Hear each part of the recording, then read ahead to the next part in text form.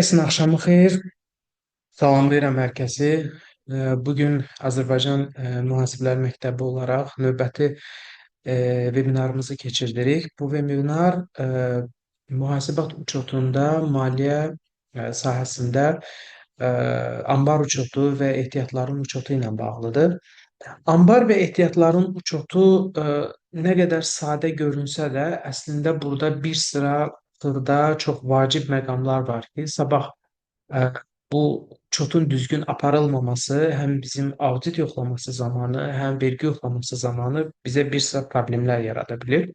Gəlin ilk öncə baxaq görək bizim uçotda qeyd etdiyimiz mallar və materiallar ümumiyyətlə balansda harda oturur? Uçotda hansı formada qeyd olunmalıdır?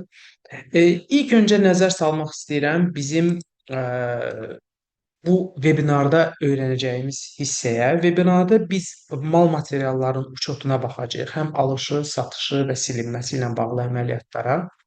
Burada uçot zamanı FIFO, LIFO və cost average, orta maya dəyəri metodlarından istifadə edərək həm ambar qalığının, həm maya dəyərinin çıxarılmasını izah edəcəyik. Eyni zamanda qalıq məhsullar, inventarizasiya zamanı aşkarlanmış uyğunsuzluqlar, bu uyğunsuzluqların aradan qaldırılması, bizim stokda olan müəyyən artıq gəlmələrimiz, əksikliklərimiz, bunları uçotda hansı formada yazacağıq, bunlar haqqında danışacağıq bugün. E, Dediyim kimi ilk öncə baxaq görək mal və materiallar uçotda harda qeyd olunur, hansı formada əks olunur. Birinci növbədə gəlin yadımıza salaq bizim mühasibat bərabərliyimizi. Mühasibat bərabərliyimiz aktivlərin passivlərə bərabərliyi ilə yazılır ilkin variantda və passivlər də öz növbəsində iki qrupa bölünürdü, öhdəlik və kapitala. Bugünkü mövzumuz mal və materiallara aiddir. Mal materiallar bu bərabərliyin sol tərəfində, yəni aktivlər qismində yer alır və qısa müddətli aktivlərin içində yer alır.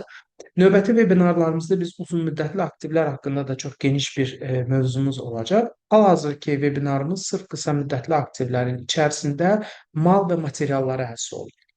Mal materiallar dedikdə, baxın, mal materiallar çox geniş bir anlayışdır. Yəni burada təkcə hansısa aldığımız ehtiyat hissəsindən və yaxud istehsalat prosesində istifadə edəcəyimiz materiallardan söhbət getmir. Mal materiallar dedikdə burada eyni zamanda hazır məhsul da var. Bunlar qısa müddətli aktivlərin içində bu kateqoriyada eyni zamanda satmaq məqsədi ilə aldığımız məhsullar da var. Şəxsi istifadə üçün aldığımız, şəxsi dediyim, yəni şirkətin istifadəsi üçün aldığımız məhsullar da var. Bu məhsullar hamısı birlikdə bizim qısa müddətli aktivlərimizin içində mal və material ehtiyatları kateqoriyası altında birləşmişdir. Mal materialların alışı hansı etaplardan keçir? Birinci növbədə mal materialların alışı iki mənbədən formalaşır. Bir müqavilə əsasında, bir də təhtəl hesab şəxs tərəfindən. Birinci növbədə təhtəl hesab şəxsə toxunmaq istəyirəm. Təhtəl hesab şəxs nədir? Təhtəl hesab şəxs şirkətin işçisidir. Sadəcə olaraq şirkətin işçisi şirkətdən hansısa bir vəsaiti götürür. Fərqi yoxdur. Bu nağd formada kassadandır və yaxud nağdsız formada bank hesabından götürülmüş vəsaitdir. Bu vəsaitlə gedir, hər hansı bir şirkətin tələbatına uyğun olaraq mal materiallar alır və ambara gətirib daxil edir. Bu birinci forma. Mal materialların ambara daxil olmasının birinci formasıdır.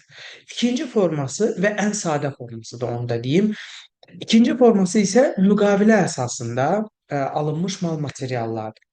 Təhtəl hesab şəxslər tərəfindən alınmış mal materialların rəsmiləşdirilməsində bir sıra problemlər yaşanır. Nəyə görə?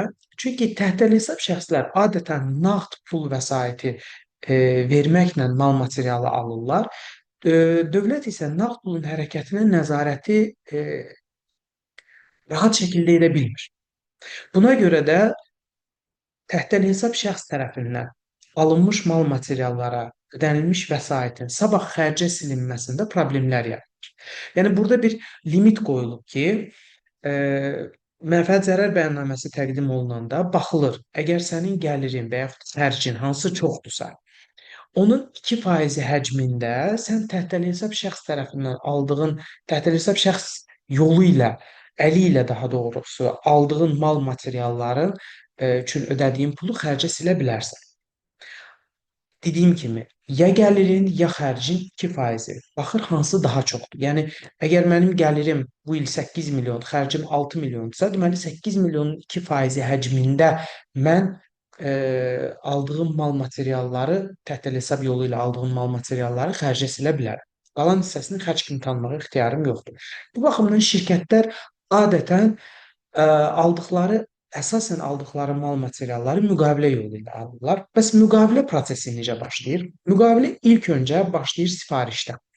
Yəni hər hansı bir qurumda, hər hansı bir şöbəyə, departamentə hansısa bir mal material lazımdırsa, bu barədə mütləq şəkildə bir xidməti məruzə təqdim eləyir. Xidməti məruzə razılaşdırdıqdan sonra bu məruzə təqdim olunur satın alma şöbəsinə.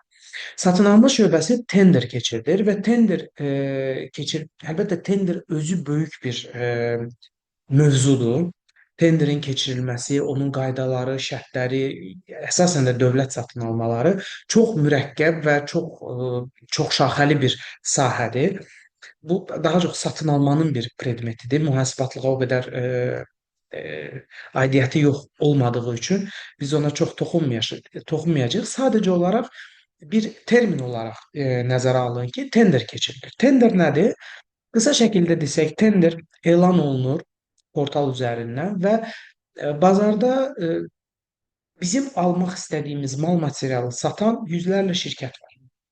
Bizim kateqoriyalara, bizim istəklərimizə uyğun mal verə biləcək şirkətlər bu tenderə qoşulur. Tenderə qoşulur və tenderə qoşulur, qiymət təklifləri verirlər. Qiymət təklifləri verildikdən sonra ən aşağı qiymət təklifi verən şirkət qalib edir. Əlbəttə, burada dediyim kimi, bunu şirkət seçmir. Bunu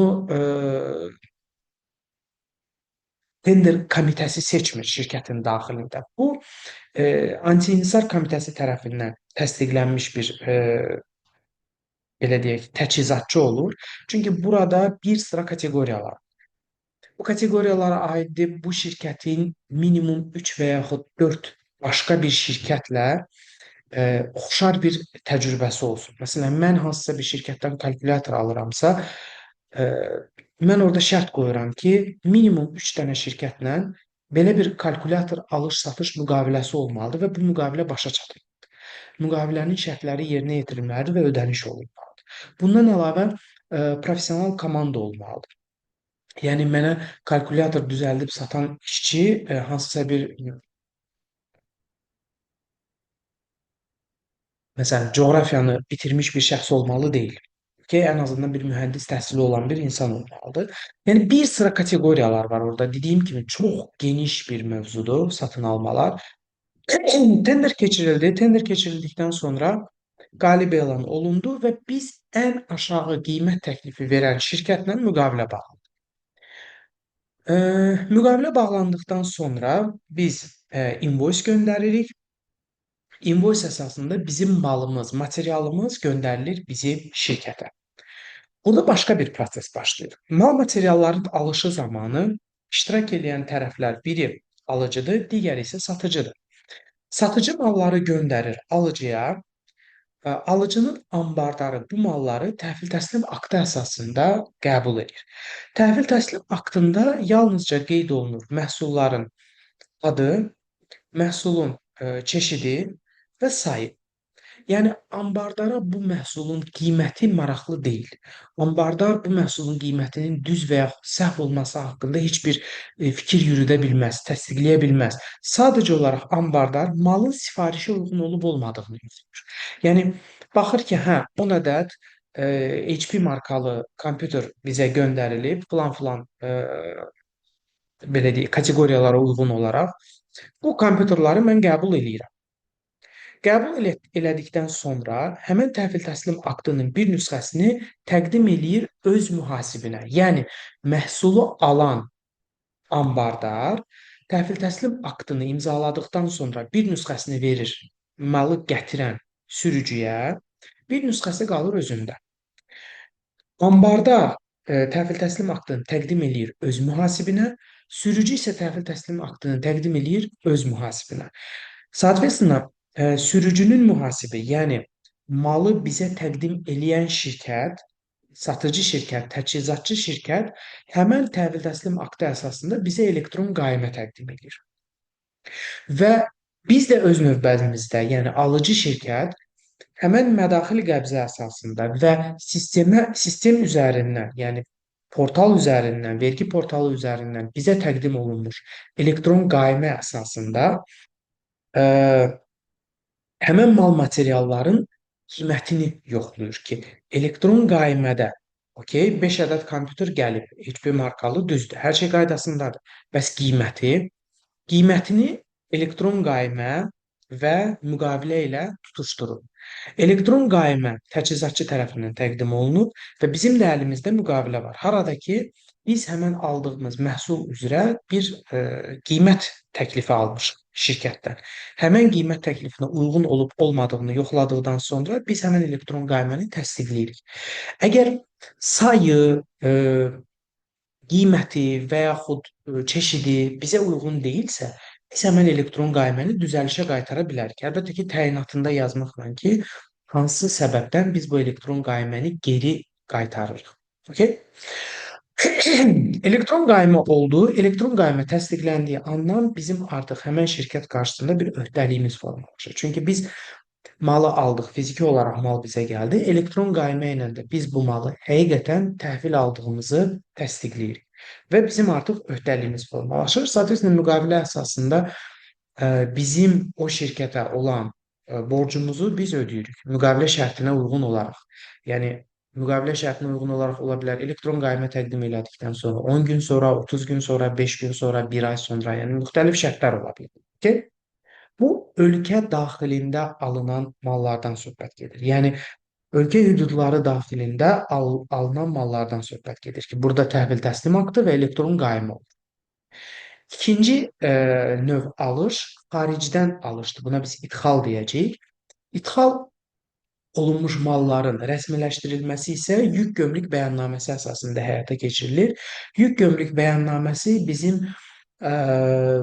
gömrük orqanları tərəfindən tərtib olunan, daha doğrusu brokerlər tərəfindən tərtib olunan bir bəyannamə formasıdır ki, bu bəyannamədə məhsulu göndərən, alan, məhsulların çeşidi, qiyməti, daşınma metodları, müxtəlif xərclər, hansı ki, gömrük rəsmiləşdirilməsi zamanı formalaşıb əməliyyat xərci var, hal rüsumu var, ƏDV var, yük gömrük bəyannaməsinin rəsmiləşdirilməsi rüsumları var, rəsmiləşdirilməsi rüsumlarının ƏDV-si var və s. Bunlar hamısı yük gömrük bəyannaməsində öz əksini tapır. Necə ki, ölkə daxilində biz aldığımız məhsulları elektron qaymə ilə rəsmiləşdiririk, xaricdən ixal etdiyimiz məhsulları da yük gömrük bəyannaməsi əsasında rəsmiləşdiririk. Yəni yük gömrük bəyannaməsi bizim həqiqətən bu məhsulları qəbul etdiyimizi, aldığımızı təsdiqləyən bir sənəddir. Yük gömrük bəyannaməsi özü də çox geniş bir mövzudur. Onun tərtibatıdır, oxunmasıdır. Biz çalışarıq ki, qısa bir müddətdə o yük gömrük bəyannaməsinin tərtibatı ilə bağlı da bir qısa bir vebinar keçirək. Düzdür, bu daha çox brokerlərin işidir, amma mühasiblər də mütləq şəkildə onu ən azından yük gömrük bəyannaməsini oxumağı bilməlidir. Çünki biz praktikada, kurslarımızda bunu çox ətraflı şəkildə keçirik. Yük gömrük bəyannaməsinin oxunması. Çünki mühasib bilməlidir ki, mən yazdığım rəqəmin backup-ı nədir? Yəni hardan formalaşıb bu rəqəm? Misal olaraq biz bayaq adını çəkdiyimiz bu müqavilə, tender, elektron qaymə filan, misal olaraq gəlin bu misal üzərində izah eləyək. Fərz ediniz ki, cırtdan MMC-də 3 adda mal alınıb və 3 təyinat üzrə, 3 fərqli təyinat üzrə. Birinci A4 kağız alınıb 10 ədəd, bir ədədin qiyməti 4 manat 50 qəpik plus ƏDV. Bu sırf istifadə məqsədli alınıb. Masa alınıb 5 ədəd, bir ədədinin qiyməti 170 manat plus ƏDV. Bunu satmaq məqsədi ilə alıb və sonda laminat alınıb 4 ədəd 185 manat plus ƏDV. Bunu istehsalatda istifadə etmək məqsədi ilə alıb. Fərz ediniz ki, cırtdan MMC mebel istehsal edən bir zavoddur, fabrikdir, sex, fərq eləmir. Və 3 fərqli adda və 3 fərqli təyinatda mal alır. Gəlin bunun müxabirləşməsinə baxaq. Birinci növbədə A4 kağıza baxaq. Uşaqlar, Biz slaydın əvvəlində də gördük ki, qısa müddətli aktivlərin içərisində biz 201, 204, 207, 205 nömrəli hesablar gördük. Hansı ki, bu hesablar hamısı mal material aktivlərinə aiddir. Okay? Və bu hamısı ayrı-ayrılıqda uçota aparılmalıdır. Yəni təyinatından asılı olaraq müxtəlif hesablarda oturmalıdır. Birinci növbədə başlayırıq A4 kağızdan. A4 kağızın məqsədi nə idi? İstifadə məqsədidir. Yəni mən mebel istehsalında, yəni Cırtdan MMC mənim şirkətimdir və mən əgər mebel istehsalı ilə məşğulamsa, A4 kağızı mebel istehsalında mən istifadə etmirəm. A4 kağızı mən ofisdə istifadə edirəm. Hansısa bir reportun çap olunması üçün, hansısa bir atıram məxaric qəbzinin yazılması üçün, okay?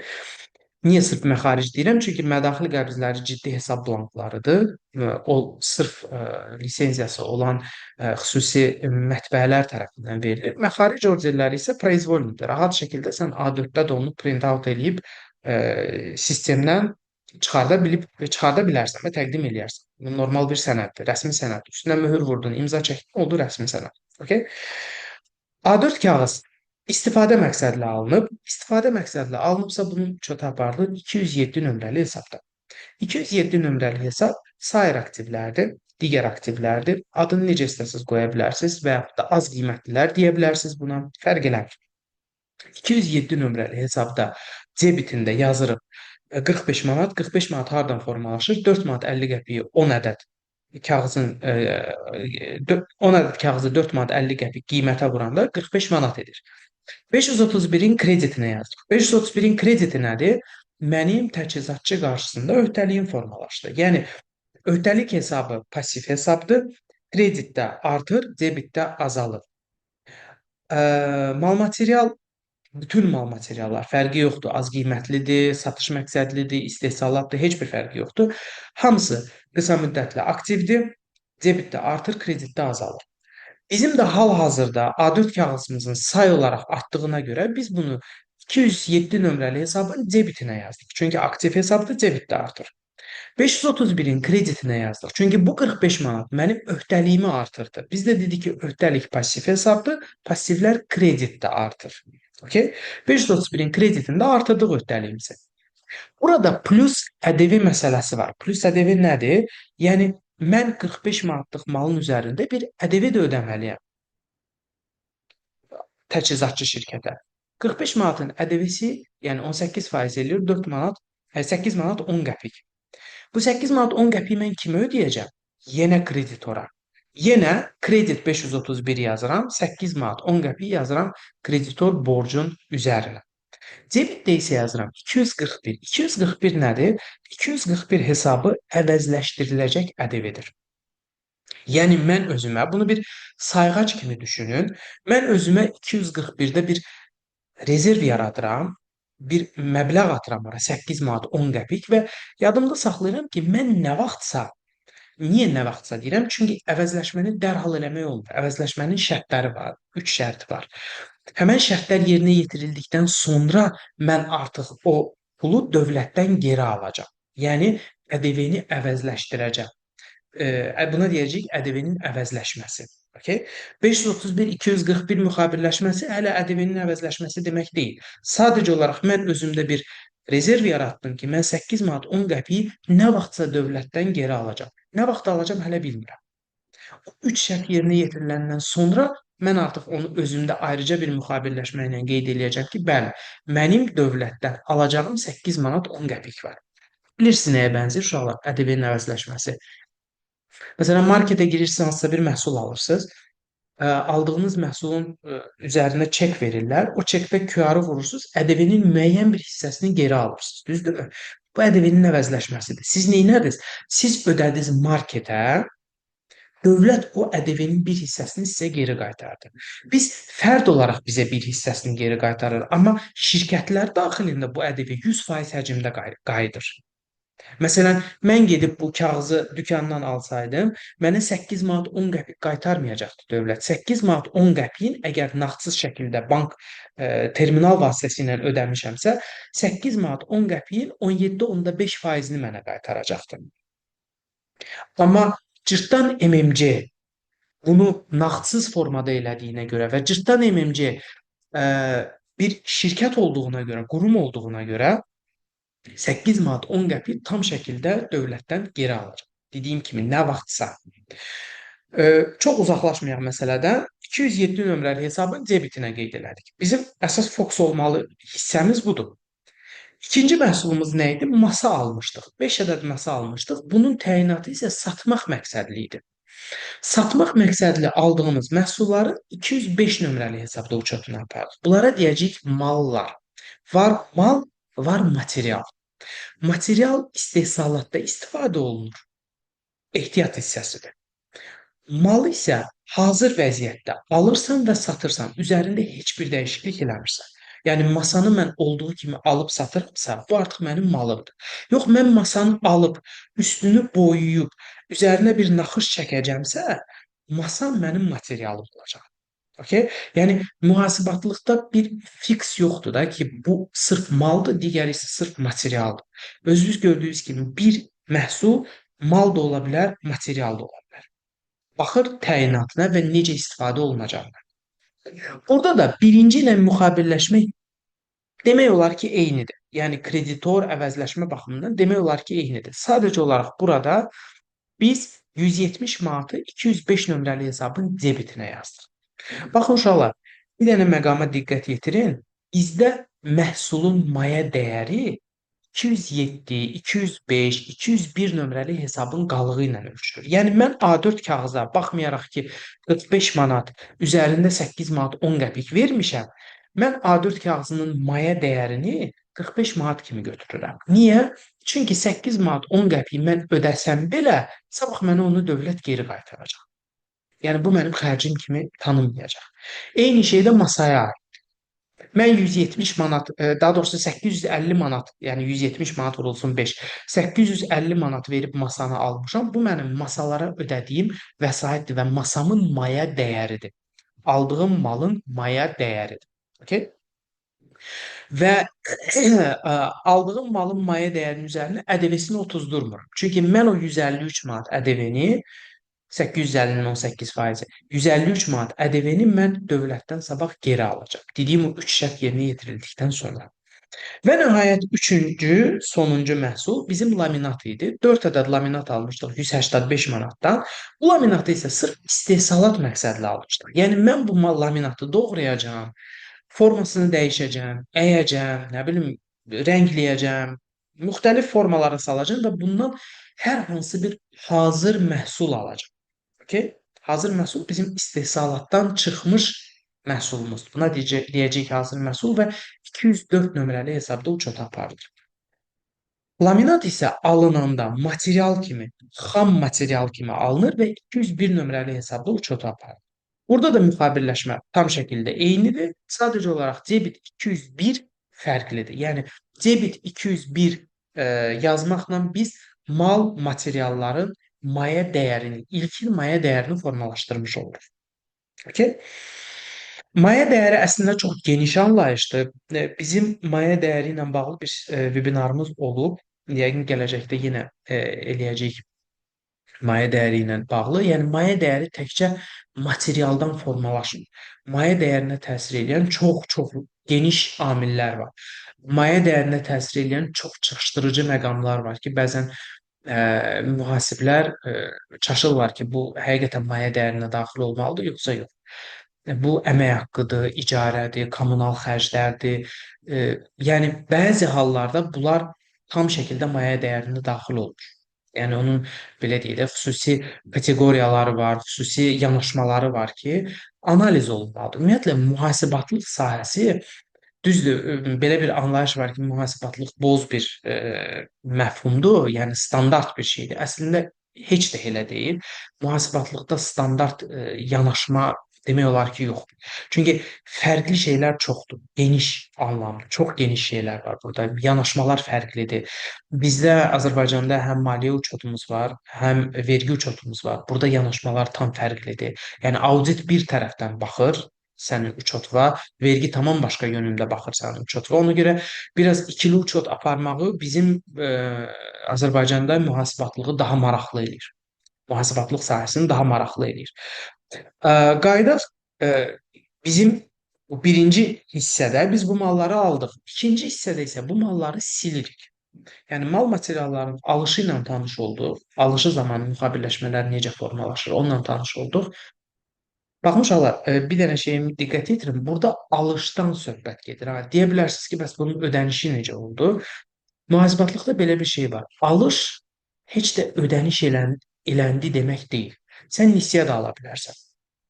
Yəni özümüzdən misal götürək. Getmisiniz hansısa bir telefonu kredit götürmüsünüz və ya məişət texnikasını kredit götürmüsünüz və gəlib evdə deyirsiniz ki, bu gün xaladelnik aldım məsələn. Soyuducu aldım. Bu demək deyil ki, siz soyuducuya pul verdiniz. Amma söz olaraq siz deyirsiniz ki, mən soyuducunu aldım. Mən soyuducunun pulunu verdim, aldım tamam başqa şeydir. Mən soyuducunu aldım tamam başqa şeydir. Okay? Yəni bizdə burada misal olsa cırtdan öncə aşağıdakı malları aldı və pulunu ödədi. Bu zaman artıq daha geniş müqavilləşmələr yazılacaqdır. Aydın oldu? Gəldik silinməsinə. Ay sonu bu məhsulların aldığımız kağızdır, masadır, laminatdır. Bu məhsulların müəyyən bir hissəsinin silinməsi baş verdi. Bəzisini satdıq, bəzisini sildik, bəzisini istehsalata verdik. Okay? İndi bunun müqavilləşməsinə baxaq. 3 ədəd A4 kağızı silmişik. Yəni bizim gündəlik həyatımızda istifadə eləmişik və ay sonu mən 5 paçka səhv eləmirəmsə almışdım. 10 ədəd almışdım. Mən onun 3 ədədini istifadə eləmişəm. İstifadə eləmişəmsə silməliyəm. Baxın uşaqlar, mühasibatlıqda bəzən az qiymətli məhsulları alan kimi xərcə silirlər. Bu düzgün şey deyil. Bunu mütləq şəkildə uçota aparmalı. Yəni qələm belə olsa, stiker belə olsa, hansı ki qəpiklərə ölçülür dəyəri, bunu mütləq şəkildə uçota aparılmalıdır. Mən demirəm ki, məsələn A4 kağızı bir paçkadırsa, bunun yarısını işlətmisənsə, ay sonu sən onu bir-bir saymalısan, deməlisən ki, yarısını işlətmişəm. Yox, yəni o qədər detallara getmək lazım deyil. Nə o qədər detallar, nə audit, nə vergi getmir zaten. Sadəcə olaraq uçot baxımından sən bunu bilməlisən ki, mən 10 dənə kağız alıb birdən-birə onun da xərcə silə bilmərəm. Etap-etap xərcə silməliyəm. Okay? Hissə-hissə. Yəni xərc hər ay formalaşmalıdır. Birdən-birə mən 10 minlik məhsulu götürüm, silim xərcə, ondan sonra 10 ay heç bir xərc formalaşdırmayım. Bu düzgün uçot deyil. Düzgün uçot siyasəti deyil. Aydın oldu? Gəldik ikinci, ay sonu 2 ədəd masanı satmışıq. Yəni aldığımız 5 ədəd səhv eləmirəmsə masadan ikisini satmışıq. Ay sonu 3 ədəd laminatı da istehsalata vermişik. Yəni həmin laminatda müəyyən məhsullar istehsal olunacaq deyə biz ambardan çıxartdıq, verdik istehsalata. İndi bunların müqavilləşməsinə baxaq. Birinci 3 ədəd kağızı silmişik. 3 ədəd kağızı silmişiksə, mən bu kağızlara verdiyim pulu silməliyəm xərcə. Baxın, ola bilər ki, mən 3 kağızların pulunu ödəməmişəm. Yəni mən kağızı almışam, müqavilə şərt almışam kağızı ayın 5-i. Okay? Müqavilə şərtinə görə mən onun pulunu ödəməliyəm 30 bank günü müddətində və ya 30 iş günü müddətində. Avtomatik olaraq mən bunun pulunu ödəyəcəm növbəti ayın 5-i. Amma mən axı 5-dən 30-una qədər və ya 31-nə qədər bu kağızdan istifadə eləmişəm və ay sonu məlum olur ki, mən 3 qutu kağız, 3 paçka kağız istifadə eləmişəm. Bu kağızları mən xərcə silməliyəm. Görürsünüz, biz pulunu ödəməmişik, amma xərc tanıyırıq.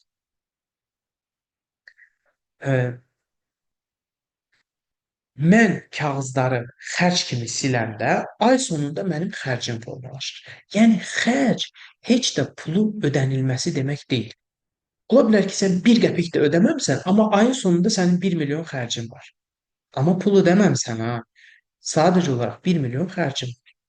Eyni şey gəlirə də aiddir. Ola bilər sən satmısan, amma hələ pulunu almamısan. Sən o satışı ayın sonunda gəlir kimi tanıyırsan. Bu səbəbdən də düzdür, bu bizim webinarın mövzusu deyil. Sadəcə olaraq qısa şəkildə deyəcəm ki, bu səbəbdən də bəzən şirkət rəhbərlərində sual formalaşır ki, mən əgər ay sonu mənfəətə çıxmışamsa, niyə mənim hesabımda pul yoxdur? Bax, o pulun olmamasının səbəbi budur. almışam, pulunu ödəməmişəm və yaxud da pulunu əvvəlcədən ödəmişəm, almamışam, satmışam, pulunu almamışam və yaxud pulunu almışam, amma hələ satmamışam. Okay? Bunun müxtəlif yanaşmaları var. Bu da çox gəlirin və xərcin tanınması çox geniş bir mövzudur. Gəldik ikinci hissəyə. İkinci hissədə biz masaları satdıq. 2 ədəd masanı, hansı ki mal anbarına mədaxil eləmişdik. Bu masaları satdıq. Satdığımız zaman birinci müqaviləşmə bizim gəlirin formalaşması müqaviləşməsidir. Yəni 601-in krediti, 211-in debiti 340 manat. Çünki ola bilər ki, siz bunu 340 manata satmamısınız. Gəlin bunu dəyişək, biraz sizi çaşdırmasın. Biz bunu əslində 340 manata yox da, deyək ki, satmışıq 400 400 manata. Ha, mən onu dəyişə bilmirəm. Heç nə olmaz, problem yoxdur. Fərz edin ki, 400 manata satmısınız və yaxud da elə neçə almısınız, o qiymətə satırsınız. Yəni biraz normal praktika deyil, amma ola bilər də. Müəyyən bir səbəbdən neçə almısınız, o qiymətə də satırsınız. 340 manata satdınız deyək ki. Amma siz həmən məhsulu alanda onun maya dəyəri nə qədər idi? 170 manat. Faktiki olaraq sizin 2 ədəd, yəni 340 manatlığınız ambardan çıxdı. Bu dəqiqə sizin ambar qalığınızda 340 manat dəyərində 2 ədəd masa yoxdur, çünki siz onu satmısınız. Satdığınız anda siz onu xərcə silirsiniz. 205-in krediti, 701-in debiti olaraq bunu qeyd edirsiniz. Okay? Və nəhayət üçüncü, ay sonu 3 ədəd laminatı istehsalata vermişik. Laminat istehsalata verilməsi nə deməkdir? Laminat istehsalata verilməsi laminatın silinməsi demək deyil. Çünki bu şirkət daxilində bir ambardan digər ambara ötürülür. Yəni ə, material anbarından istehsalat anbarına ötürülür. İstehsalat anbarı 202 nömrəli hesabda uçota aparılır. Bu istehsalat məsrəfləri də deyirik biz buna. 201-in kreditindən, yəni material anbarından azaldı. Biz demişdik ki, 201 material ehtiyatları aktiv hesabda, debitdə artır, kreditdə azalır. İndiki halda mənim ambarım azaldı. Okay? 555 manat dəyərində 185 vur 3. 555 dəyərində materialı mən 201 nömrəli hesabdan silirəm və salıram 202 nömrəli hesaba. Bu getdi istehsalata. Hələ məhsul istehsal olunmayıb, hələ istehsal olunmuş məhsul satılmayıb. Okay? Sadəcə mən bunu istehsalata verdim. Gəldik ikinci digər məsələyə. Digər məsələ nədir? Bizim ambarda olan məhsulların uçotu. Bu uçot 3 qaydada aparılır. FIFO qaydası, LIFO qaydası, bir də cost average var. Və yaxud orta maya dəyəri metodu deyirik buna. Bu metodlar vasitəsilə siz ambarınızda olan mal materialların maya dəyərini, eyni zamanda satışınızın maya dəyərini formalaşdıra bilərsiniz. Mal materialların dövrün sonunda qalığını və yaxud da satışınızın maya dəyərini formalaşdıra bilərsiniz. Hesablaya bilərsiniz. Okay? FIFO nədir? FIFO metodu first in, first out açılışı first in, first out'dur. Yəni birinci gələn məhsul ambardan birinci çıxmalıdır. LIFO metodu last in, first out'dur. Yəni sonuncu gələn məhsul ambardan birinci çıxır. Cost average metodunda isə bu yanaşma nə FIFO, nə LIFO qəbul olunmur. Sadəcə olaraq ambar uçota aparılarkən məhsulların maya dəyəri kompleks şəkildə tapılır. Yəni ay ərzində gəlmiş məhsulların dəyərinə uyğun olaraq kompleks şəkildə sənin orta maya dəyərin tapılır və yaxud ambar qalığın tapılır. Vergi uçotu baxımından sabah hesabat təqdim olunanda və yaxud vergi yoxlaması olanda vergi yoxlaması yalnızca orta maya dəyəri metodu vasitəsilə hesablayır və sənin maya dəyərini formalaşdırır, tapır. Ola bilər sən maliyyə uçotunda FIFO və yaxud LIFO qaydasından istifadə edirsən. Burada heç bir belə deyək çətinlik yoxdur. Heç bir problem yoxdur. Bu vergi tərəfindən qəbul olunur. Yəni sənin maliyyə uçotunu FIFO və yaxud LIFO qaydasında aparmağın vergiyə heç bir aidiyyəti yoxdur. Rahat şəkildə apara bilərsən. Amma vergi uçotunda, hansı ki sən hesabat təqdim edəcəksən, hansı ki mənfəət bəyannaməsində xərc və gəlir tanıyacaqsan, mütləq şəkildə cost average metodundan istifadə etməlisən. İndi bu metodları misal üzərindən izah eləyək. Fərz eləyirik ki, bizə 3 partiyada müxtəlif müxtəlif sayda, amma eyni çeşiddə kərpic gəlir. Onu sentyabr 1000 ədəd kərpic almışıq 25 qəpikdən, 20 sentyabr 1500 ədəd almışıq 15 qəpikdən, 25 sentyabr 2000 ədəd almışıq 10 qəpikdən. Bir şeyi nəzərə alın ki, bu kərpiclər %100 eyni kərpiclərdir. Sadəcə olaraq müxtəlif səbəblərdən kərpicin qiyməti aşağı düşür. Bu müxtəlif səbəblər nə ola bilər? Müqavilə şərtinə əsasən ola bilər ki, aldığım məhsulların hər hər 500 kərpic artıq aldıqda 5 qəpik endirim eləyəcəm. Məsələn, belə bir şey ola bilər. Və yaxud da həqiqətən bazarda kərpicin qiyməti düşə bilər. Yəni müxtəlif nüanslar ola bilər də. Almışıq bu kərpicləri və sentyabr ayı müddətində 3500 ədəd kərpici satmışıq. İndi baxaq, ambar dəyərini tapaq, ambar qalığını tapaq və ayın sonunda və satdığımız məhsulların maya dəyərini hesablayaq ki, biz 3500 ədəd kərpic satmışıq. Əslində bu kərpiclərin maya dəyəri nə qədərdir? Birinci baxırıq cost average metoduna, yəni orta maya dəyəri metoduna. Orta maya dəyəri metodunda biz nə edirik? Birinci növbədə baxırıq ki, biz kərpiclərə ümumiyyətlə neçə ədəd kərpic almışıq? Biz almışıq 1000 ədəd, 1500 ədəd, 2000 ədəd. Toplayırıq 4500 ədəd kərpic aldıq sentyabr ayı ərzində. Okay? 4500 ədəd kərpic almışıq. Bəs bu 4500 ədəd kərpicə nə qədər pul vermişik? 1000 ədədini vururuq 25 qəpiyə, 1500 ədədini vururuq 15 qəpiyə, 2000 ədədini vururuq 10 qəpiyə və bunların hamısını cəmləyirik 675 manat. Biz 4500 ədəd kərpicə pul vermişik. Buradan biz 1 ədəd kərpicə verdiyimiz vəsaiti tapırıq, məbləği tapırıq. 675-i bölürük 4500-ə, ortalama 15 qəpikdir. Yəni mənim kərpiclərə verdiyim pul ortalama 15 qəpikdir. Ay ərzində nə qədər kərpic satmışam? 3500 ədəd. Deməli mən 3500-ü 15 qəpiyə vurmaqla 525 manat mənim satdığım malların maya dəyəridir. Okay? Mən sentyabr ayında satdığım malların maya dəyəri 525 manatdır. Yəni mən ambardan həmin məhsulları siləndə dəyər olaraq 525 manat dəyərində silinmiş olacaq. 3500 ədəd kərpic. Ambar qalığına baxaq. Ambar qalığımız nə qədər qalıb? 4500 ədəd almışdıq. 3500-ünü satdıq. 1000 ədəd kərpicimiz qalıb. 1000 ədəd kərpicin ambar qalığını tapmaq üçün bizim 1 ədəd kərpicimizin dəyəri nə qədər idi? 15 qəpik. Biz 1000-i vururuq 15 qəpiyə və 150 manat olur bizim ambar qalığımız.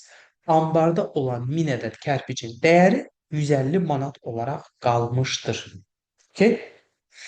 Növbəti ayda yenə alışlar olduqda əgər qiymət dəyişərsə, bunun üzərindən qiymət dəyişiləcək. Siz nəzərə alacaqsınız ki, sanki ambarımızda, sanki o həqiqətən elədir, 1000 ədəd kərpicimiz var 15 qəpikdən, atıram 2000 ədəd aldınız 30 qəpikdən. Okay? Yenə eyni qaydada sayları toplayacaqsınız, məbləğləri toplayıb, məbləği saya bölüb ortalama qiyməti çıxardacaqsınız və onu vuracaqsınız satdığınız malın və yaxud ambarda qalan məhsulun maya dəyərini. Okay? Sayını daha doğrusu. İkinci metodumuz FIFO metodudur. Yəni first in first out. Birinci gələn mal birinci çıxır ambardan. Bu metoda baxaq necədir. Biz 3500 ədəd kərpic satmışıqsa, deməli biz yuxarıdan aşağıya doğru kərpicləri silməliyik. 1000 ədəd kərpici vurmalıyıq 25 qəpiyə 250 manat bu eləyir.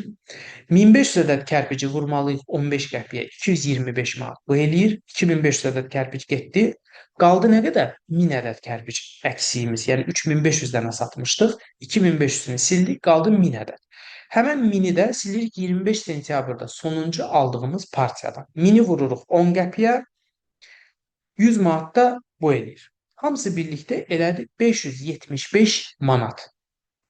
Satdığımız kərpiclərin maya dəyəri elədi FIFO metodu ilə. 575 manat. Bəs ambar qalığı?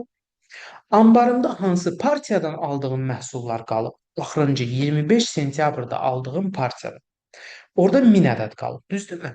Həmin partiyanı mən neçəyə almışdım? 10 qəpiyə. 1000-i vururuq ona, 100 manat eləyir bizim dövrün sonunda anbarımızda qalan ə, kərpicin dəyəri. FIFO metodu ilə. Üçüncü metod LIFO metodudur. Last in first out. Yəni sonuncu gələn məhsul birinci çıxır anbarda. Bu zaman yanaşma necədir? Yenə 3500 ədəd kərpic satırıq. Bunun 2000-i 25 sentyabrda, çünki burada sonuncu gələn birinci çıxmalıdır. 25 sentyabrda olan kateqoriyanı seçirik. 2000-i vururuq 10 qəpiyə, 200 manat və 20 sentyabrda olan 1500 vururuq 15 qəpiyə, 225 manat da bizim ikinci partiyadan aldığımız məhsulları sildik. 3500 kərpic tamamlandı satışımız. Hansı partiyamız qaldı? LIFO metodu ilə. Birinci partiyamız. Çünki birinci gələn və sonuncu gələn birinci çıxdığına görə mənim birinci gələn məhsulum qaldı anbarda. Onun qiyməti nə qədər idi? 25 qəpik. Mini vururam 25 qəpiyə, 250 manat olur mənim anbar qalığım.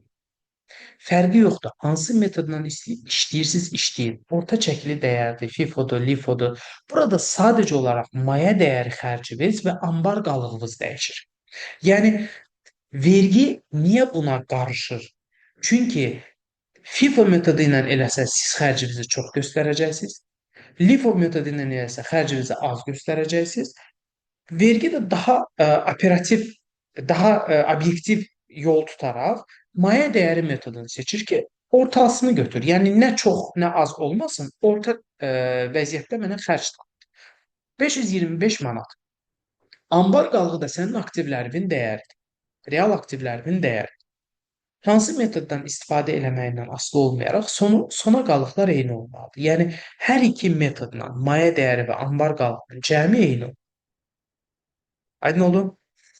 Gəldik anbar uçotu aparılırsa, mütləq şəkildə anbarda inventarizasiya olmalıdır. İnventarizasiya nədir? Sayım.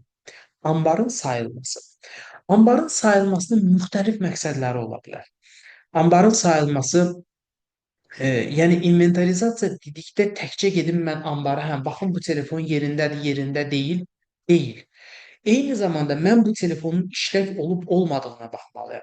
Mən bu telefonun üzərində inventar nömrənin olub-olmadığına baxmalıyam. Yəni tam şəkildə yoxlamalıyam ki, bu telefon həqiqətən bizimdirmi? Həqiqətən bu yararlıdırmı? Bəlkə bunun vaxtı keçib, bəlkə biz bundan heç istifadə eləmirik, bəlkə sınıb, bəlkə oğurlayıblar.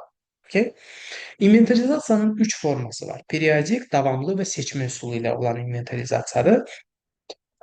Davamlı inventarizasiya nədir? Davamlı olaraq şirkət politikasına uyğun olaraq reqlamentlə təsdiqlənmiş inventarizasiya komissiyası var ki, bu komissiya yerdəyişmə olmaqla hər ay yenilənir və bu komissiya hər ayın atıram 30-u və yaxud növbəti ayın 1-i inventarizasiya keçirilir və bütün anbarlar sayılır. Bu adətən olur istehsalat müəssisələrində, böyük zavodlarda, fabriklərdə. Bu davamlı inventarizasiya mütləq şəkildə olur. Periodik inventarizasiya nədir? Periodik inventarizasiya odur ki, sən kvartalda bir dəfə və yaxud 6 aydan bir inventarizasiya edirsən və yaxud da ildə bir dəfə edirsən və yaxud da e, kənar bir audit şirkəti cəlb edirsən. Məsələn, mən əvvəl işlədiyim şirkətdə belə bir praktika var idi. Hər ayın 30-u biz inventarizasiya eləyirdik. Bu bizim davamlı inventarizasiyamız idi. Periodik inventarizasiya isə biz Big Four-dan hansısa bir şirkəti dəvət eləyirdik. O bizdə inventarizasiya keçirdir. Yəni biz özümüz kənarda dururduq, bizi yoxluyurdu. Yəni bizim əvvəlki aylarda saydığımız məhsulları bir də o sayırdı. Bir kənar gözlə baxırdı da, okey? Və seçmə üsulu var. Seçmə üsulu nədir? Məsələn, deyək ki, gəlirlər deyirlər ki, bu gün kassa sayılsın və ya bu gün tar anbarı sayılsın. Bu gün hazır məhsul anbarı sayılsın. Okay? Və bu gün material anbarı sayılsın və bu gün ehtiyat hissələri anbarı sayılsın və s. Yəni hansısa birini seçib sayırlar, hamısını yox. İnventarizasiya oldu. İnventarizasiya olub qurtarandan sonra mütləq şəkildə bu aktlaşdırılmalıdır. Yəni inventarizasiya ümumiyyətlə proses olaraq mühasibat uçotundan rəqəmlər götürülür, hesabatlar götürülür və bu hesabatlar əsasında faktiki anbar qalıqları yoxlanılır, tutuşdurulur. Və burada müxtəlif e, problemlər ola bilər. Yəni inventarizasiya zamanı artıq məhsul da ola bilər, eksik gəlmə də ola bilər. İndi ola bilər sizdə formalaşsın ki, əşi artıqdır da, artıq nəyi pisdir, qoyuruq ambara. Əslində artıq da eksik gəlmə qədər problemdir. Yəni artıq nə deməkdir? Mən əslində satmışam, amma verməmişəm. Deməli kimsə bu malın dalıyca gələcək, arxasıca gələcək. Əksik gəlmə nədir? Əksik gəlmə vermişəm, qeyd eləməmişəm. Okay? Və yaxud da mənimsəmişəm. Yəni müxtəlif yanaşmalar ola bilər də. Misal üzərindən izah edək bunu. Periodik inventarizasiya zamanı material anbarında 180 AZN həcmində əksik gəlmə, 45 AZN həcmində artıq material aşkarlanır. Əksik gəlmənin 70 AZN hissəsi ambardarın əmək haqqından tutulur. Yəni araşdırırlar, baxırlar ki, bu ambardarın məsuliyyətsizliyi ucbatından baş verdiyinə görə biz bu ambardarın əmək haqqısından 70 manat tuturuq. 110 manat isə şirkət mənfəət hesabına silir. Çünki bunu heç kəs sübut edə bilməyib bu itkini. Mənfəət hesabına silir. 45 AZN dəyərində materialı isə ambara mədaxil edir. Baxın uşaqlar, burada çox e, ciddi analiz tələb olunan və çox ciddi yanaşılmalı olan məqamlar. Birinci əksik gəlmədən başlayaq. Əksik gəlmə iki formada ola bilər. Əsaslandırılmış və əsaslandırılmamış. Əsaslandırılmış nədir? Məsələn, ə, illa ki də istehsalat sahəsində, qida sektorunda və yaxud ə, böyük fabriklərdə, zavodlarda mütləq şəkildə təbii itki normaları var. Bu NK tərəfindən təsdiqlənmiş bir formalardır, təbii itki normaları və bu təbii itki normaları çərçivəsində sən məhsul silirsənsə, bu normaldır. Əsaslandırılmış hesab olunur. Yəni bunu da mən hər ay stabil şəkildə 5 minlik, 10 minlik məhsul silərəm deyə bir şey yoxdur. Məsələn, mən işlədiyim zavodda istehsal olunan məhsullar əgər sınırdısa istehsalat prosesində, e, xarab olurdusa, nə bilim, paddon yıxıldı, aşdı, dağıldı.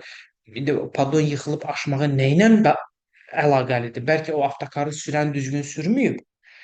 Belə bir problem olsa, bəli, bu artıq belə deyək, başqa cür yanaşılmalıdır. Bir də var ki, qırılıb avtokar, hansısa bir texniki bir hal baş verib ki, təbii olaraq, yəni bilərəkdən kimsə bunu eləmir.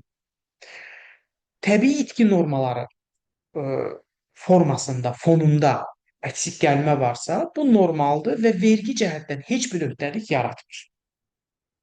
Və gəlirdən çıxılan xərc kimi mən bunu aktlaşdırıb tanıya bilərəm. Amma bu mütləq şəkildə aktlaşdırılmalıdır. Yəni mən istehsalat bizdə hər ay istehsalat prosesindən aktlar gəlir, silinmə aktları gəlirdi və bu silinmə aktlarında mütləq şəkildə sınmış butulkaların, dağılmış məhsulun şəkilləri olurdu. Komissiya 9 nəfərdən ibarət bir komissiya var idi. Bu komissiya dəvət olunurdu, baxırdı, aktlaşdırırdı. Həqiqətən bu, yəni bu komissiya ancaq ambardarlardan ibarət deyildi. Orada maliyyə şöbəsi də var idi, istehsalat da var idi, PR da var idi. Yəni müxtəlif şöbələrdən ora gedib baxılırdı ki, həqiqətən bu butulka düşdü, sındı, qırıldı, biz bunu aktlaşdırırıq. Okay? Aktlaşdırırdılar, imzalarını atırdılar. Həmən hamısında şəkilləri mütləq şəkildə altında olurdu ki, sabah vergi yoxlaması zamanı soruşsalar ki, bu 1000 manatlıq məhsulu niyə silmisiniz? Biz həmən aktı qoyaq ki, baxın, altında şəkilləridir. Altın üstündə aktın üzərində imza atan şəxslərdir. Kimlər ki, həqiqətən təsdiqləyib ki, bu məhsullar sınıb, zay olub, silinməlidir. Okay? Bu birinci hissə əksik gəlmə əsaslandırılmışdırsa. İkinci hissə əksik gəlmə əsaslandırılmayıb. Əsaslandırılmayıb nədir? Axtarırsan, tapmırsan. Yoxdur, ambarda yoxdur. Məhsul yoxdur. Sınıb, xarab olub və yaxud itib, parıblar. Aydın oldu? Buna vergi mütləq şəkildə gəlir kimi yanaşacaq.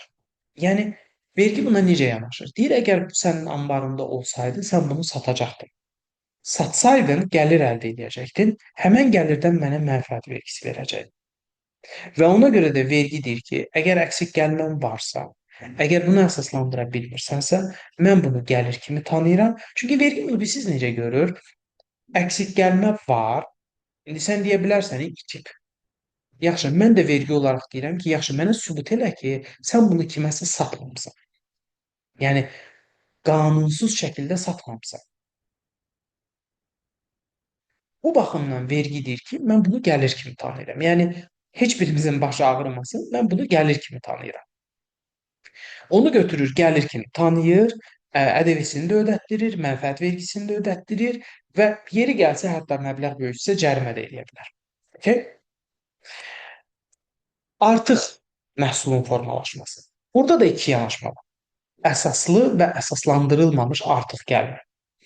Artıq məhsul əsaslandırılmışdırsa, bu necə ola bilər? Əvvəllər çox düzgün aparılmayıb. Səhv daxil olunub sistemə. Okay? Məsələn, qaymə üzrə 10 ədəd məhsul gəlir, amma deyək ki, biz ambara səhvən artıq daxil eləmişik və yaxud da əksinə. Artıq gəlib, mən ambara az daxil eləmişəm. Sadəcə olaraq texniki bir səhv. Bu zaman biz sadəcə uçotda düzəliş veririk.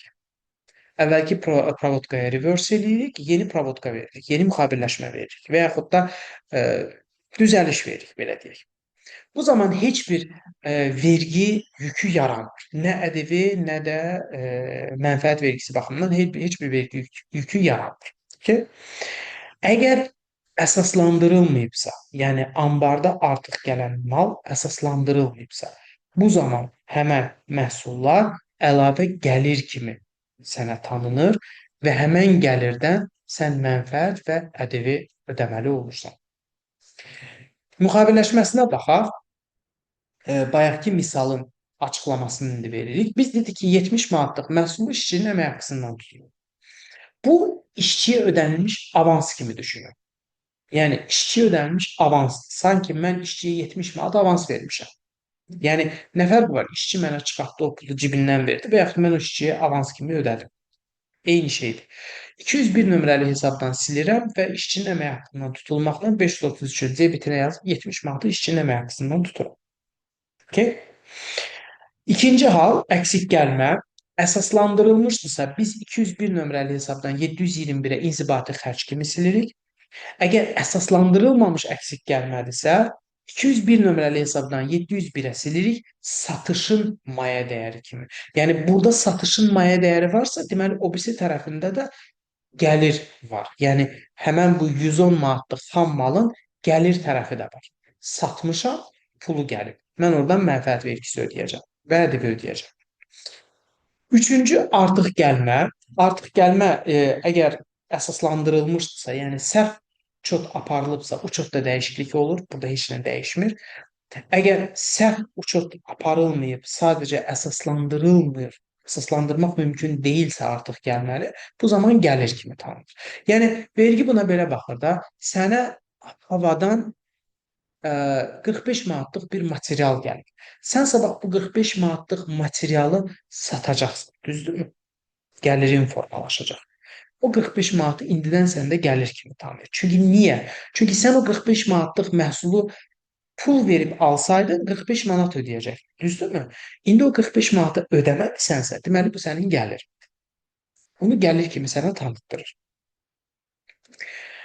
Keçdik inventarizasiya zamanı biz bayaq da qeyd elədik ki, inventarizasiya zamanı təkcə malın sayına baxmırsan, çeşidinə baxmırsan. Eyni zamanda məhsulların istifadə müddətinə baxırsan ki, bu istifadə müddəti çatır, bəlkə keçib istifadə müddəti. Vaxtı keçmiş məhsullarda xüsusilə diqqətli olmalıdır mühasiblər, çünki vaxtı keçmiş məhsulları kör-körənə şəkildə silmək olmaz. İlla ki də əgər bu hazır məhsuldursa, yəni, hazır məhsulda yanaşma tam başqadır. Hazır məhsulda vergi çox ciddi şəkildə buna yanaşır. Buna deyirlər, hazır məhsul əgər vaxtı bitibsə, vaxtı keçibsə, artıq bu satışa yararlı deyilsə, bu silinməlidir. Silinməmişdən öncə bu utilizasiya olur. Utilizasiya sadəcə həmən məhsulun məhv edilməsidir. Mən şəxsən utilizasiyanı fiziki olaraq, proses olaraq görmüşəm. Bizdə belə içkilər idi, müxtəlif növ içkilər idi. Bu məhsulların utilizasiyası necə baş verir? Sadəcə olaraq krışkasını açırlar və boşaldırlar kanalizasiyaya. Və bu mütləq şəkildə kənardan dəvət olunmuş vergi müfəttişinin, vergi nümayəndəsinin iştirakı ilə olmalıdır. Yəni sən hansısa bir vaxtı keçmiş məhsulu utilizasiya eləmək istəyirsənsə, sən onu sraz eləyə bilməzsən. Bu vaxtı keçmiş məhsulları bir ambara yığırsan, aktlaşdırırsan ki, həqiqətən bu məhsulların vaxtı keçib, rəsmi müraciət edirsən vergi orqanlarına, vergi orqanları sənə bir nümayəndə təhkim eləyir. O utilizasiya bir ay çəksə, o vergi nümayəndəsi bir ay gəlir, oturur sizin zavodda. Səhər gəlir, o utilizasiya keçiriləcək yer möhürlənir birincisi. Sən ora mal salıb mal çıxarda bilmirsən. Onun möhrü də olur vergi nümayəndəsində. Yəni vergi nümayəndəsi gəlir, da baxır, sayım eləyir ki, bu qədər məhsul utilizasiya olunacaq. Utilizasiya başladı. Hamısı bir gündə olmur axı. Günün müəyyən bir hissəsini utilizasiya elədilər, qalan hissəsi qaldı. Axşam gedəndə qapını möhürləyir, gedir. Səhər gələndə yenə o möhürü açır, yenə başlayır utilizasiya. To есть utilizasiya prosesi fiziki olaraq budur. Açılır və məhv edilir. Açılır və məhv edilir. Boşaldılır. Hətta ə, məsələn bizdə bançını içkilər də var idi və yaxud pet şüşələrdə olan içkilər də var idi. Şüşə butulka elədi ki, bu təkrar emala gedə bilər. Təkrar istifadə oluna bilər. Amma o bankadır, petdir, onlar istifadə olunmur. Hətta onların belə hamısı bir ambara yığılırdı. Sonra vergi nümayəndəsi gəlirdi. Yenə həmən vergi nümayəndəsinin iştirakı ilə o məhsullar xüsusi pres aparatları ilə preslənirdi. Artıq tam %100 istifadəyə yararsız hala gətirilirdi və istehsalat tullantısı kimi satılırdı hansısa bir müştəriyə.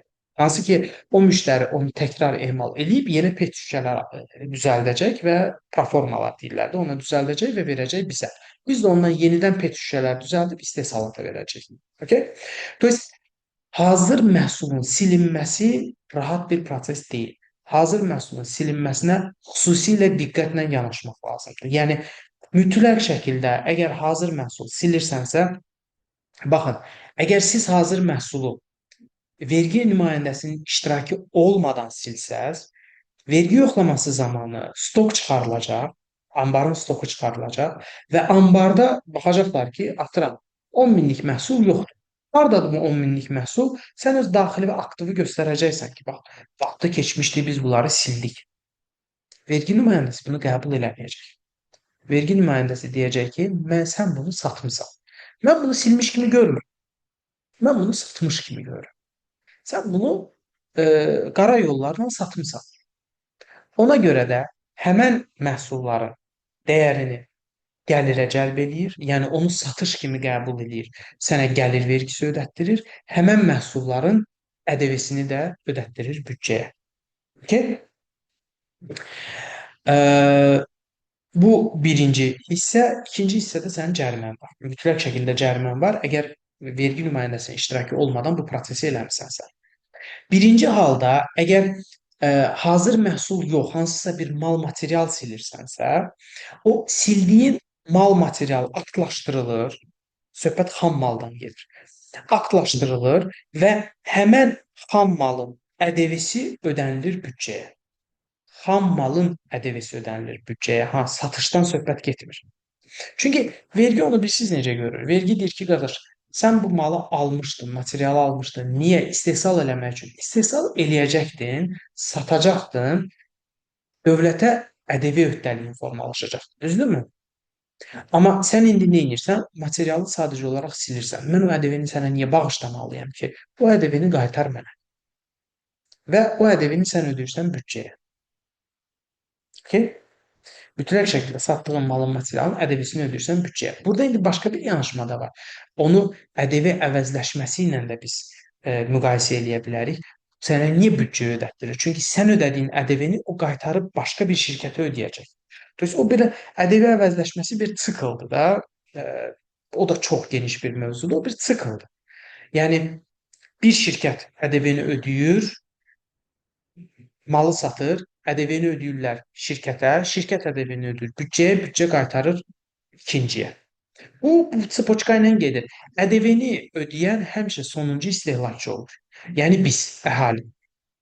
İndi bugün onu 17.5%-ni qaytarırlar bizə, amma çox güman ki, 1 ilə 2 ilə bu da yığışdırılacaq. Yəni ƏDV əvəzləşməsi deyə bir şey olmayacaq. Çünki bu praktika Türkiyədə olub, uzun müddət ƏDV-nin əvəzləşməsi praktikası olub və əhali artıq nağdsız hesablaşmalara öyrəşəndən sonra, nağdsız hesablaşma bir belə deyək də bir bunt halına keçəndən sonra ki, necə indi bizdə keçib, az qala yəni göyərti satan Mamed dayı da artıq nağdsız formada əməliyyat edir.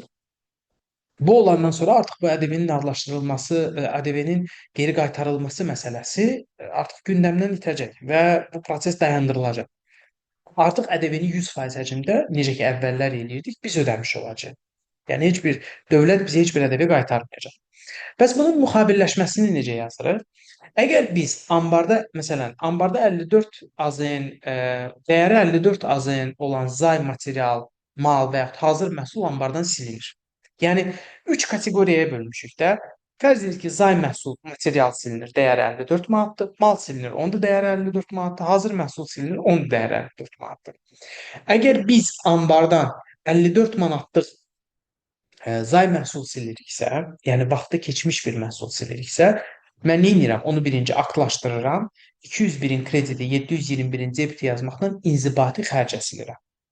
İkinci, əgər mal silirəmsə və yaxud hazır məhsul silirəmsə, fərqi yoxdur. Eyni yanaşmadır. Nə edirəm? 54 manatı 205 nömrəli hesabın krediti 721 nömrəli hesabın debit olmaqla inzibati xərcə silirəm və ƏDV-sini geri qaytarır. Çünki mən o mal materialı aldığım zaman ödədiyim ƏDV-ni dövlət mənə qaytardığı üçün mən indi onu geri dövlətə qaytardım. Çünki mən onu silirəm ƏDV-ni. Məhsulu silirəm, satmıram. Satsaydım belə olmayacaqdı. Sildiyim üçün mən o pulu qaytarmalıyam dövlətə. 521-də öhdəlik yaradıram, 972 onu qaytarmalıyam büdcəyə. Və nəhayət sonuncu hazır məhsulu silirəm. Hazır məhsulu 204 nömrəli hesab, 204 hazır məhsul hesabıdır. Hazır məhsulu 204 nömrəli hesabın kreditindən 721-in debitinə silirəm. Onu da eyni zamanda ikincidə olduğu kimi ƏDV-sini geri qaytarır. Yəni geri qaytarıb mütləq şəkildə mən onu büdcəyə ödəməliyəm. Malın alışı zamanı ödədiyim ƏDV-ni hansı ki əvəzləşdirmişdim, büdcə mənə geri qaytarmışdı. Mən həmən məhsulu geri qaytarıram, həmən ƏDV-ni geri qaytarıram büdcəyə. Okay? Bu uşaqlar bizim bizdə webinar ümumiyyətlə belə çox geniş, ümumiyyətlə adətən bizdə dərslər 2 saat olur. Yəni biz 1 saata nə yerləşdirə bildiksə, maksimum şəkildə çalışdıq yerləşdirək. Düşünürəm ki, dəyərli informasiya oldu sizə. Bilmirəm, bəlkə suallarınız yarandısa, istəyirsiniz ekranda əl işarəsi var, onu tıklayarsınız. Bizim kuratorumuz köməklik eləyər. Sualları bir-bir cavablandırmağa çalışarıq. Buyurun, əgər sualınız varsa cavablandıraq.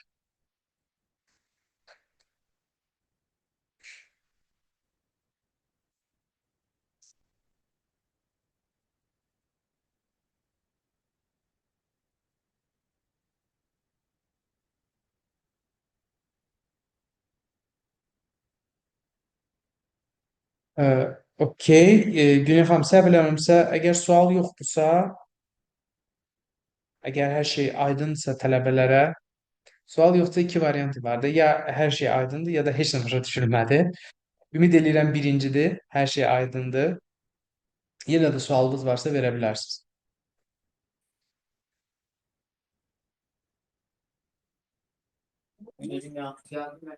Salam əleykum. Salam. Mən bir söz soruşmaq istirdim. Bu Buyurun. uçot məsələn hospitalda da orada ambardar işinə məni çağırmışlar bir dəfə. O orada aiddir də, orada yoxsa başqa cür hesablanır. Fərqi yoxdur. Orada Fərqi dərmandır. yoxdur. Bu xidmət sektoru da ola bilər, bu istehsalat sahəsi də ola bilər. Heç bir önəmi yoxdur. Hər yerdə ambar uçotu Orada var. dərmanların da utilizasiyası başqa cür olur da, yoxsa eyni Bəli, bəli, çağırırlar. bəli, bəli. Mütləq. Dərmanlarda tam başqa cürdür. Orada təkcə vergidən yox, eyni zamanda siz Səhiyyə Nazirliyindən də mütləq şəkildə nümayəndə dəvət olunmalıdır dərmanların utilizasiyası zamanı. Çünki dərmanı adi içki kimi açıb kanalizasiyaya buraxmaq olmaz da. Onlar xüsusi şəkildə məhv edilməlidir ki, sabah təbiətə, insanlara filan ziyan vurmasın. Zarar olmasın. Amma Çox sağ uçot ol. hamısında eynidir. Heç bir Hı. fərqi yoxdur. Siz xidmət sektorundasınız və yaxud səhiyyə sahəsindəsiniz, hamısında ambar var və hamısında uçot eyni dərəcə, eyni formada aparılır. Hı hı. Çox sağ ol. Allah razı olsun. Buyurun, Axşamınız xeyir Şahin. axşamınız xeyir. Bu axırıncı verilən provodkanın son aqibəti necə olub? 241-521 provodkası var. Aha. 241-in aqibəti, son aqibəti necə olub? Baxın, Burada öhdəlik bu hesabladı. provodkanı tam əvvəldən başlasaq, bu provodka başlayır materialın alışından. Yəni biz Aydın o tərəfi. Material Aha, alanda 241 debet, 531-in bəli, kreditini deyirik. İndi burada biz deyirik əksik gəlibsə, büdcəyə vergi hesablayırıq. Kredit 521. bəli. Normalda bizi alanda əvəzləşdiririk də. 241-i kredit eləyib 521-i debet eləyirik. Aha, biz həmən İndi, əvəzləşməni tərs provodka verdik sadəcə. Biz indi biz onu əvəzləşdirəndə neyini? əvəzləşdirmiş, biz əvəzləşdirdik. Yəni 241-i bağlamışıq da. Bəli, indi təzədən 241. açırıq 201-i. İndi 241 açılandan sonra bu 241 Bəli, açıq vəziyyətdə qaldı. Onu sonra necə açıq. silədik? Yox, açıq vəziyyətdə qalmır 241. Sizin növbəti alışlarınız var axı. Növbəti alışlarda, növbəti satışlarda o 241 bağlanır. Faktiki olaraq hal-hazırda sizin vergiyə borcunuz yaranıb. 521-in O kreditində vergiyə borcunuz. 521 tərəfi aydındır Şahin. O öhdəlik yarandı, onu da bağlayacağıq da. Ya ödəyəcəyik, ya o artıq ödəmədən silinəcək. Bəli, bəli. Sadəcə bu 241 ki qalır debetdə. Açıq qalır da. 241 bir şey yadınızda saxlayın. 241 təkcə 9 manat 72 qəpikdən ibarət deyil axı. 241-də daim dövriyyə var. Bilirəm. O Sən o dövrəyə var, o dövriyyədən müvafiq azaldacaqsan. olaraq əvəzləşdiririk də. Biz onu bağlaya-bağlaya gedirik. Bəli. Bu 241-in aqibəti necə olur? Axı bu qalır axı burada. Yox, müəllim qalmır. Debet tərəfdə Baxın, provodkaya bir dənə əvvəldən baxaq biz. Biz yazmışdıq 531 241. Düzdürmü? Mal alışının ƏDV-sində. Sonra bəli, bəli. neylədik? 241-i bağladıq 521 ilə, düzdür? Ay sağ ol, bəli. Sonra indi neylədik? Biz təzədən bunu geri qaytardıq. Biz əslində birincidən 241 531 provodkası yazmışdıq ha. Bəli. Hansı ki əvəzləşməyə gedir. Biz sanki o provodkanı ləğv elədik, storna elədik onu, mənfi ilə yazdıq onu. Çünki belə bir müxabirləşmə olmadı. Mən həmən ƏDV-ni fiziki olaraq axı dövlət bu ƏDV-ni sənə qaytarıb, əvəzləşdirib. Düzdür? Bildim. Sən indi o əvəzləşməni tərs yazırsan və sonrakı etaplarda ki mal alacaqsan, yenə gelib 241 kredit 521 debit yazacaqsan ha. Bəli, bəli. Atıram, növbəti etapda olacaq əvəzləşməm olacaq 15 manat. Okay? Əvəzləşmə 15 manat olacaqsa, mən yenə yazacağam. 521-in debiti, 241-in krediti, düzdürmü? Amma nə qədər əvəzləşdirə biləcəm? 10 çıxılsın 9 manat 72 qəpik. Çünki İndi fiziki olaraq sən dövlətə o pulu qaytara bilmədin axı.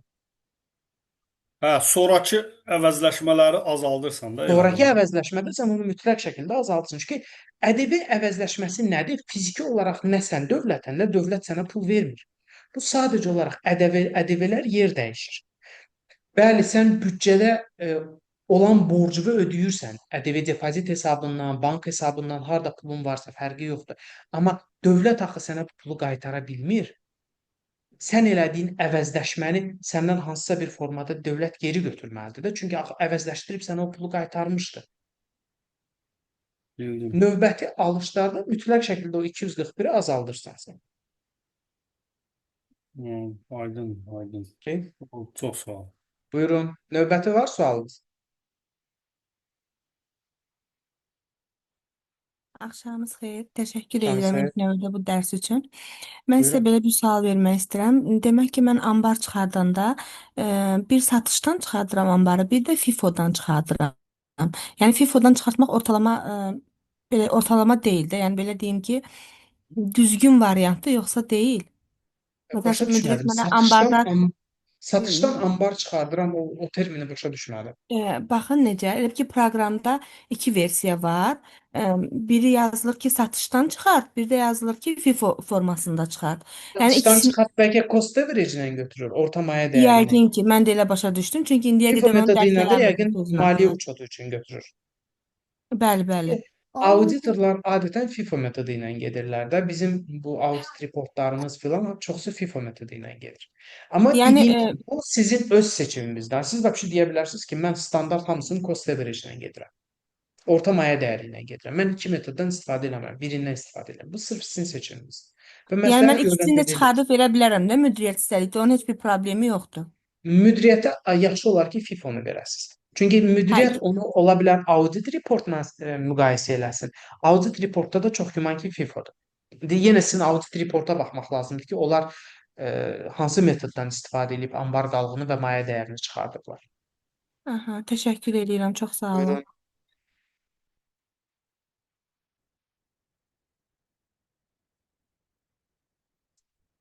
Növbəti.